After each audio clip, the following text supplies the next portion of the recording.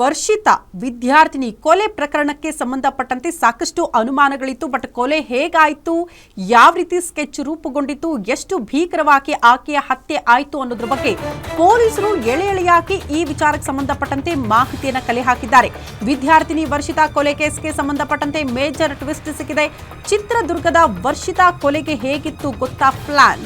Guarantee ನ್ಯೂಸ್ನಲ್ಲಿ ಕೊಲೆ ಸಂಚಿನ pin to pin ಮಾಹಿತಿಯನ್ನ ನಿಮ್ಮ ಮುಂದೆ ಇಡ್ತಾ ಹೋಗ್ತೀವಿ. ವರ್ಷಿತಾ ಭೇಟಿಗೂ ಮುನ್ನವೇ ಸ್ಕೆಚ್ ಹಾಕಿದ್ನಂತೆ ಹಂತಕ ಚೇತನ್. ಕೊಲೆ ಸ್ಕೆಚ್ ಹಾಕಿದ್ದ ಸ್ಫೋಟಕ ದೃಶ್ಯ ಸಿಸಿ ಕ್ಯಾಮೆರಾದಲ್ಲಿ ಸೆರೆಯಾಗಿದೆ. ವಿದ್ಯಾರ್ಥಿನಿ ವರ್ಷಿತಾ ಕೊಲೆ ಕೇಸ್ಗೆ ಸಂಬಂಧಪಟ್ಟಂತೆ ಇದು ಮೇಜರ್ ಟ್ವಿಸ್ಟ್.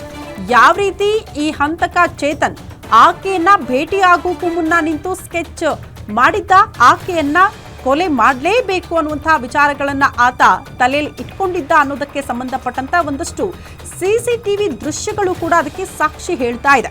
ಆ ಸಿಸಿಟಿವಿ ದೃಶ್ಯಗಳನ್ನ ಗ್ಯಾರಂಟಿ ನ್ಯೂಸ್ ಕೆಲವೇ ಕ್ಷಣಗಳಲ್ಲಿ ನಿಮ್ಮ ಮುಂದೆ ಇಡುತ್ತೆ. ಇದು ವಿದ್ಯಾರ್ಥಿನಿ ವರ್ಷಿತಾ, ಇಡೀ ಚಿತ್ರದುರ್ಗದ ಜನ ಬೆಚ್ಚಿ ಬಿದ್ದಂತಹ ಪ್ರಕರಣ. ಸೊ ದೃಶ್ಯ ನೋಡ್ತಾ ಇರೋದು ಇದು ಎಕ್ಸ್ಕ್ಲೂಸಿವ್ ದೃಶ್ಯ, ಸಿಸಿ ಕ್ಯಾಮೆರಾದಲ್ಲಿ ಸೆರೆಯಾಗಿರುವಂತಹ ದೃಶ್ಯ. ಹಂತಕ ಚೇತನ್ ನಿಂತು ಸ್ಕೆಚ್ ರೂಪುಗೊಂಡು ಅಲ್ಲಿಂದ ಹೋಗ್ತಾ ಇರುವಂತಹ ದೃಶ್ಯ.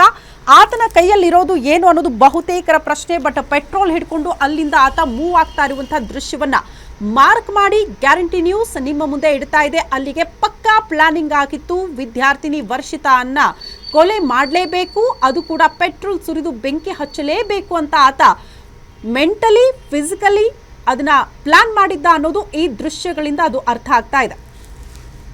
ಈ ಬಗ್ಗೆ ಮತ್ತಷ್ಟು ಡೀಟೇಲ್ಸ್ ಅನ್ನ ಕೊಡ್ತಾರೆ ನಮ್ಮ ಪ್ರತಿನಿಧಿ ರಾಜಶೇಖರ್ ದೂರವಾಣಿ ಸಂಪರ್ಕದಲ್ಲಿ. ರಾಜಶೇಖರ್, ಸಿಸಿಟಿವಿ ದೃಶ್ಯಗಳು, ಆ ಹಂತಕ ಚೇತನ್ ಓಡಾಡ್ತಾ ಇರುವ ದೃಶ್ಯ ನೋಡ್ಬಿಟ್ರೆ ಪಕ್ಕಾ ಪ್ಲಾನಿಂಗ್ ಆಗಿತ್ತು. ವಿದ್ಯಾರ್ಥಿನಿ ವರ್ಷಿತಾ ಅನ್ನ ಕೊಲೆ ಮಾಡಲೇಬೇಕು ಅಂತ ಪೊಲೀಸರ ತನಿಖೆ ಏನೆಲ್ಲ ಮಾಹಿತಿ ಸಿಗ್ತಾ ಇದೆ ಈ ವಿಚಾರಕ್ಕೆ ಸಂಬಂಧಪಟ್ಟಂತೆ? ಎಸ್ ಶ್ರುತಿ, ಏನು ಚಿತ್ರದುರ್ಗದ ವಿದ್ಯಾರ್ಥಿನಿ ವರ್ಷಿತಾ ಭೀಕರ ಕೊಲೆ ಪ್ರಕರಣ ನಿಜಕ್ಕೂ ಕೂಡ ಸಾರ್ವಜನಿಕ ವಲಯದಲ್ಲಿ ಬೆಚ್ಚಿ ಬೀಳಿಸುವಂತಹ ಒಂದು ಘಟನೆ ನಡೆದಿತ್ತು. ಈ ಒಂದು ಘಟನೆ ಪಕ್ಕಾ ಫ್ರೀ ಪ್ಲಾನ್ ಮರ್ಡರ್ ಅನ್ನುವಂಥದ್ದು ಇವತ್ತಿನ ಏನು ಗ್ಯಾರಂಟಿ ನ್ಯೂಸ್ ನಲ್ಲಿ ನಾವು ಎಕ್ಸ್ಕ್ಲೂಸಿವ್ ಆಗಿ ಏನು ಬಿತ್ತರಿಸ್ತಿದ್ದೇವೆ ಈ ಒಂದು ಸಿಸಿಟಿವಿಯ ದೃಶ್ಯಾವಳಿಗಳೇ ಸಾಕ್ಷಿ ಅಂತಾನೆ ಹೇಳ್ಬೋದು. ಪ್ರಮುಖವಾಗಿ ಆಗಸ್ಟ್ 18ನೇ ತಾರೀಕು ಏನಿದೆ, ಆಗಸ್ಟ್ 18ನೇ ತಾರೀಕು ಆಕೆ ನೇರವಾಗಿ ಚಿತ್ರದುರ್ಗದ ಗೋನೂರು ಗೇಟ್ ಸಮೀಪದಲ್ಲಿ ಈತನಿಗಾಗಿ ಕಾಯ್ತಾ ಇರ್ತಾರೆ. ಆದ್ರೆ ಈತ ಚಿತ್ರದುರ್ಗದ ನಗರದ ಪೆಟ್ರೋಲ್ ಬಂಕ್ ಒಂದರಲ್ಲಿ ಆ ಒಂದು ಯುವತಿಯನ್ನ ಭೇಟಿ ಆಗೋದಕ್ಕೂ ಮುಂಚೆನೆ ಈತ ಪೆಟ್ರೋಲ್ ಅನ್ನ 1 ಲೀಟರ್ ಪೆಟ್ರೋಲ್ ನ ಹಾಕಿಸ್ಕೊಂಡು ತನ್ನ ಪ್ಯಾಂಟ್ ಜೇಬಿನಲ್ಲಿ ಇಟ್ಕೊಂಡಿರ್ತಾನೆ. ಈ ಒಂದು ಪ್ಯಾಂಟ್ ಜೇಬಿನಲ್ಲಿ ಇಟ್ಕೊಂಡು ನೇರವಾಗಿ ಆತ 1 ಕಿಲೋಮೀಟರ್ ದೂರ ಆಕೆ ಜೊತೆಯಾಗಿ ಹೋಗುವಂತಹ ಸಿಸಿಟಿವಿಯ ದೃಶ್ಯಗಳು ಮತ್ತೊಂದು ಫುಟೇಜ್ ನಲ್ಲಿ ಕಾಣುತ್ತೆ.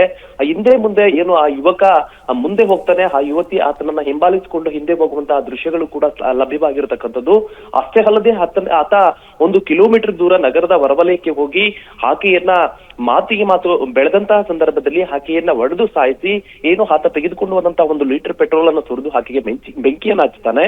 ಅದಾದ ಬಳಿಕ ನೇರವಾಗಿ ಆತ ಮನೆಗೆ ಹೋಗ್ತಾನೆ. ಮನೆಗೆ ಹೋಗಿ ಬಟ್ಟೆಯನ್ನ ಬದಲಾಯಿಸಿಕೊಂಡು ಬಂದು ಏನು ಮತ್ತೊಂದು ವೇಷವನ್ನ ಧರಿಸಿಕೊಂಡು ಬಂದಂತಹ ಆತ ನೇರವಾಗಿ ಮತ್ತೊಂದು ಪೆಟ್ರೋಲ್ ಬಂಕಿಗೆ ಬಂದು ಬೈಕ್ ನಲ್ಲಿ ಬರ್ತಾನೆ. ಆ ಸಂದರ್ಭದಲ್ಲಿ ಮತ್ತೊಂದು ಲೀಟರ್ ಪೆಟ್ರೋಲ್ ಅನ್ನು ತೆಗೆದುಕೊಳ್ತಾನೆ. ಈ ಒಂದು ಎಲ್ಲಾ ದೃಶ್ಯಾವಳಿಗಳು ಕೂಡ ಈಗಾಗಲೇ ಸಿಸಿಟಿವಿ ದೃಶ್ಯಾವಳಿಗಳು ಲಭ್ಯವಾಗಿರ್ತಕ್ಕಂಥದ್ದು. ಆಕೆ ಮತ್ತೊಂದು ಲೀಟರ್ ಪೆಟ್ರೋಲ್ ಅನ್ನು ತೆಗೆದುಕೊಂಡು ಆಕೆಯನ್ನು ಮತ್ತೆ ಹೋಗಿ ಸುಟ್ಟು ನಿಜಕ್ಕೂ ಕೂಡ ಭೀಕರವಾಗಿ ಸುಟ್ಟಂತಹ ಒಂದು ಏನು ಯುವಕ ಏನಿದ್ದಾನೆ ಆತ ಚೇತನ್ ಈಗ ಅರೆಸ್ಟ್ ಆಗಿರತಕ್ಕಂಥದ್ದು. ಈಗಾಗಲೇ ಪೊಲೀಸರು ಕೂಡ ವಿಚಾರಣೆಯನ್ನ ಮಾಡ್ತಾ ಇದ್ದಾರೆ. ಯಾವ ಉದ್ದೇಶಕ್ಕಾಗಿ ಮರ್ಡರ್ ಆಗಿದೆ, ಯಾಕೆ ಇಷ್ಟೊಂದು ಭೀಕರವಾಗಿ ಹತ್ಯೆಯನ್ನ ಮಾಡಿದ್ದಾನೆ ಅನ್ನುವಂತ ಕುರಿತಾಗಿಯೂ ಕೂಡ ಈಗಾಗಲೇ ಪೊಲೀಸರು ಒಂದು ವಿಚಾರಣೆಯನ್ನ ನಡೆಸ್ತಾ ಇದ್ದಾರೆ ಅಂತಾನೆ ಹೇಳ್ಬೋದು ಶ್ರುತಿ. ಓಕೆ ರಾಜಶೇಖರ್, ಧನ್ಯವಾದಗಳು ತಮ್ಮೆಲ್ಲ ಮಾಹಿತಿಗೆ.